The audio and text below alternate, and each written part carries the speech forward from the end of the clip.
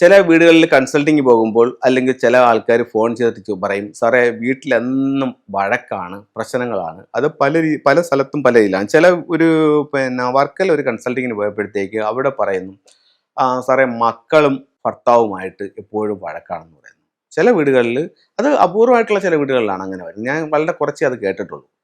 ഭൂരിഭാഗം വീടുകളിലും ഭാര്യയും ഭർത്താവും തങ്ങളിൽ കലഹമാണെന്നാണ് പറയുന്നത്. ചില വീടുകളിൽ അമ്മാവിയമ്മയും ആയിട്ടൊക്കെ കലഹങ്ങളുണ്ടാവും. അപ്പം കലഹം പലരുമായിട്ടും പല രീതിയിലും ഉണ്ട്. ഈ കലഹത്തിന് കാരണങ്ങളും പലതാണ്. അപ്പം വാസ്തുപ്രകാരം അല്ലെങ്കിൽ ഫെങ്ഷുയി പ്രകാരം നമുക്കത് എങ്ങനെ കറക്റ്റ് ചെയ്യാം, അല്ലെങ്കിൽ എന്തൊക്കെ രീതിയിൽ കലഹം ഉണ്ടാവാം എന്നുള്ളത് ഞാൻ പറയാം. ഒന്ന്, ഒരു വീടിനെ സംബന്ധിച്ചിടത്തോളം ആ വീടിൻ്റെ തെക്ക് പടിഞ്ഞാറ് മൂലയെന്ന് പറയുന്ന കന്നിമൂല ഭാഗത്ത് നമുക്കൊരു ടോയ്ലറ്റ് വരികയോ അവിടെ ഒരു അടുക്കള വരികയോ അല്ലെങ്കിൽ ആ കന്നിമൂല ഭാഗത്ത് ഒരു സെപ്റ്റിക് ടാങ്കിൻ്റെ വേസ്റ്റ് വാട്ടറിൻ്റെ കുഴി വരികയോ അല്ലെങ്കിൽ അവിടെ ഒരു കിണർ വരികയോ, അതുമല്ലെങ്കിൽ ആ ഭാഗം നിർമ്മിക്കുമ്പോൾ ആ മൂലം നഷ്ടപ്പെട്ടു പോവുകയോ ചെയ്തിട്ടുണ്ടെങ്കിൽ അവിടെ ഭാര്യയും ഭർത്താവും തമ്മിലുള്ള അഭിപ്രായ വ്യത്യാസങ്ങൾ, വഴക്ക്, ഡൈവേഴ്സ് പോലുള്ള കാര്യങ്ങൾ വരെയും സംഭവിക്കാനുള്ള സാധ്യത വളരെ വളരെ കൂടുതലാണ്. അപ്പോൾ ഈ ഒരു ദോഷം കൊണ്ടും വീട്ടിൽ കലഹം ഉണ്ടാവാം. അടുത്ത ഒരു കാര്യം എന്ന് പറഞ്ഞു കഴിഞ്ഞാൽ, ഒരു വീടിനെ സംബന്ധിച്ചിടത്തോളം ഏറ്റവും പ്രധാനപ്പെട്ട ഒരു ദിക്കെന്ന് പറയുന്നത് വടക്ക് കിഴക്ക് ഭാഗമാണ്. വടക്ക് കിഴക്ക് ഭാഗത്തുണ്ടാകുന്ന ഒരു ടോയ്ലറ്റ് അല്ലെങ്കിൽ വടക്ക് കിഴക്ക് ഭാഗത്തുണ്ടാകുന്ന ഒരു സെപ്റ്റിക് ടാങ്ക്, വടക്ക് കിഴക്ക് ഭാഗത്തുണ്ടാകുന്ന ഒരു മിസ്സിങ്, ഇതൊക്കെയും ആ വീട്ടിൽ പലതരത്തിലുള്ള തടസ്സങ്ങൾക്കും പ്രശ്നങ്ങൾക്കും കാരണങ്ങളാകാം എന്നും ഫെങ്ഷുയിൽ പറയുന്നുണ്ട്. അപ്പോൾ ഇതൊക്കെ കലഹത്തിന് കാരണമാകാം. ഇനി രണ്ട് കാരണങ്ങൾ കൂടെ ഉണ്ട്. ഇത് നമുക്ക് നമ്മുടെ കണ്ണുകളാൽ കാണാൻ പറ്റും. ഏതാണ്? ഈ കന്നിമൂലയുള്ളൊരു പ്രശ്നവും ഈ വടക്ക് കിഴക്ക് ഭാഗത്തുള്ളൊരു പ്രശ്നവും നമ്മുടെ കണ്ണുകളാൽ കാണാൻ പറ്റും. കാരണം ആ ഭാഗം മിസ്സിങ് ആയിട്ട്. ഇനി നമുക്ക് വാസ്തുവിൽ ഇല്ലാത്തതും അതേ സമയത്ത് ഫെങ്ഷുയിൽ ഉള്ളതായിട്ടുള്ളൊരു കാര്യം പറയുന്നത്, നമ്മൾ വീട് വെക്കുമ്പോൾ ആ വീട് വെച്ച അന്ന് മുതൽ വീടിൻ്റെ ഓരോ ദിക്കിലും 2 നക്ഷത്രങ്ങൾ വീതം വന്നിട്ടുണ്ടെന്ന് ഫെങ്ഷുയിൽ പറയുന്നുണ്ട്.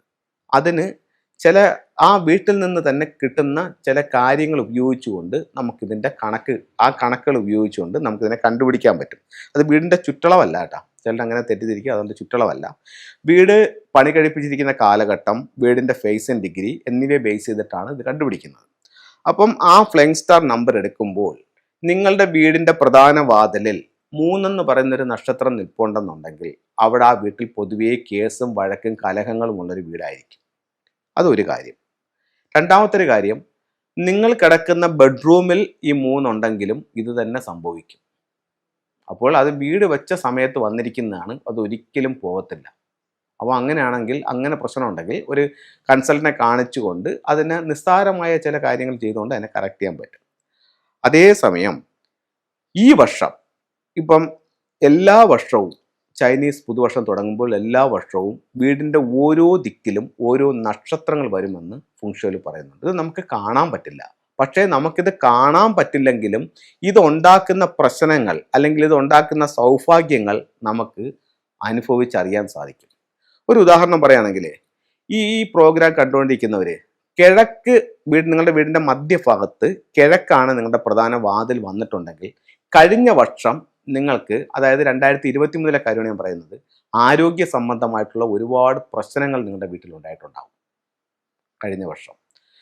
ഈ വർഷം തുടങ്ങിയപ്പോൾ ഒരു ഫെബ്രുവരിയൊക്കെ ആയപ്പോഴത്തേക്ക് തന്നെ അത് കുറേച്ചെ ആരോഗ്യ പ്രശ്നങ്ങൾ കുറയുകയും അതേസമയം നിങ്ങളുടെ തൊഴിൽപരമായിട്ട് നിങ്ങൾക്ക് നേട്ടങ്ങൾ ഉണ്ടാവുകയും ചെയ്തിട്ടുണ്ട്. ഇത് നമ്മൾക്ക് കാണാൻ പറ്റാത്ത നക്ഷത്രങ്ങൾ നമ്മുടെ ജീവിതത്തെ സ്വാധീനിച്ചതാണ്.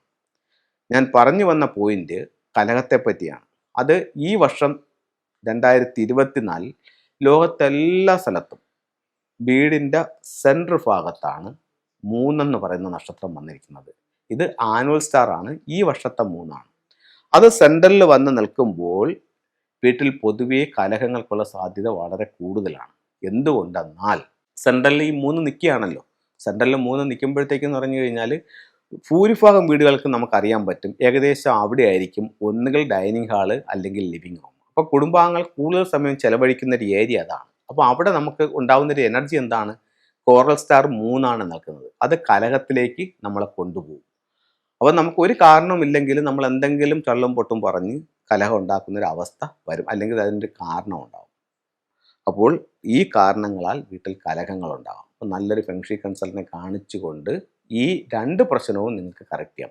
വാസ്തുപ്രകാരം എന്തെങ്കിലും പ്രോബ്ലംസ് ഉണ്ടോ, ഫെങ്ഷു പ്രകാരം സ്റ്റാർ വന്നത് നമ്മളെ നെഗറ്റീവായിട്ട് സ്വാധീനിച്ചിട്ടുണ്ടോ എന്ന് മനസ്സിലാക്കി അതിനെ കറക്റ്റ് ചെയ്യുമ്പോൾ ഈ ഒരു പ്രശ്നത്തെ അതിജീവിക്കാനായിട്ട് നിങ്ങൾക്ക് സാധിക്കാം. ഫെങ്ഷുവിലെ ചില ടൂൾസിലേക്ക് പോവാം. നമുക്ക് തൊഴിൽപരമായിട്ട് അല്ലെങ്കിൽ ആരോഗ്യപരമായിട്ട് സാമ്പത്തികമായിട്ടൊക്കെ നേട്ടം കിട്ടുന്നത് 3 ഓരോ ടൂൾസ് കാണിക്കും. ഇത് നാച്ചുറൽ ആയിട്ടുള്ളൊരു ഉലുവാണ്. ഉലു അല്ലെങ്കിൽ കലാഭാഷ എന്ന് പറയും. ഇത് നമുക്ക് ഹെൽത്ത് മെച്ചപ്പെടാൻ വേണ്ടിയിട്ട് ഉപയോഗിക്കും. ഇത് നമുക്കൊരു അയാൾക്ക് എന്തെങ്കിലും ഹെൽത്ത് പ്രോബ്ലം ഉണ്ടെങ്കിൽ ഇത് വെച്ചാൽ അയാളുടെ മൊത്തം അസുഖം മാറുമെന്നല്ല ഞാൻ പറയുന്നത്. അതിനൊരു ആശ്വാസം കിട്ടാനായിട്ട് അല്ലെങ്കിൽ അത് പെട്ടെന്ന് മരുന്നിനോടൊപ്പം തന്നെ അത് സുഖപ്പെടാൻ വേണ്ടിയിട്ട് അദ്ദേഹം കിടക്കുന്ന ബെഡിൻ്റെ സമീപത്ത് ഈ ഒരു കലാഭാഷ വയ്ക്കുന്നത് നല്ലതായി ഫെങ്ഷുവിൽ കണക്കാക്കുന്നുണ്ട്. അതുപോലെ തന്നെ ഞാനിപ്പം ചില നക്ഷത്രങ്ങളുടെ കാര്യം പറഞ്ഞു. ഇതിൽ 2 എന്ന് പറയുന്ന നക്ഷത്രം ആരോഗ്യ പ്രശ്നം ഉണ്ടാക്കുന്ന നക്ഷത്രമാണ്. ഈ 2 നിൽക്കുന്ന സ്ഥലത്തും നമുക്ക് ഈ നാച്ചുറൽ ഉലു ഇടാം. ഈ വർഷം 2024 2 നിൽക്കുന്നത് സൗത്ത് ഈസ്റ്റ് കോർണറിലാണ്. ഉറപ്പായിട്ടും അവിടെ ഒരു നാച്ചുറൽ കലാഭാഷ നമുക്ക് ഹാങ് ചെയ്യാവുന്നതാണ്. അടുത്തത് സമ്പത്തിനെ പറ്റിയിട്ടൊരു ടൂൾ കാണിക്കാം. ഇത് ഒരു 3 ലെഗ്ഡ് ഫ്രോഗ് ആണ്. വളരെ സിമ്പിളായിട്ട് ഒരുപാട് ആൾക്കാർ വെച്ചിട്ടുണ്ട്. ഒരു 3 കാലുള്ള ഒരു തവള എല്ലാ സൗഭാഗ്യങ്ങളുമായിട്ട് ചുണ്ടിലൊരു ചൈനീസ് കോയിനും കടിച്ചു പിടിച്ച് നമ്മുടെ ജീവിതത്തിലേക്ക് അല്ലെങ്കിൽ നമ്മുടെ വീട്ടിലേക്ക് കടന്നു വരുന്നു. പ്രധാന വാതിലിൽ നിന്നും നമ്മുടെ ബെഡ്റൂം എവിടെയാണോ അങ്ങോട്ട് ഫോക്കസ് ചെയ്ത് വെക്കാം. അപ്പോൾ ചിലർ പറയും സാറേ എൻ്റെ ഇടയ്ക്ക് വേറൊരു ഭിത്തിയുണ്ട്, ഒരു മുറിയുണ്ടെന്നൊക്കെ പറയും. ഒരു കുഴപ്പവുമില്ല. ആ ഒരു ഡയറക്ഷനിലേക്ക് ഇതിനെ ഒന്ന് ഫോക്കസ് ചെയ്യണമെന്ന് മാത്രമേ ഉള്ളൂ. ഇത് വ്യാപാര സ്ഥാപനങ്ങളിലും വെക്കാം.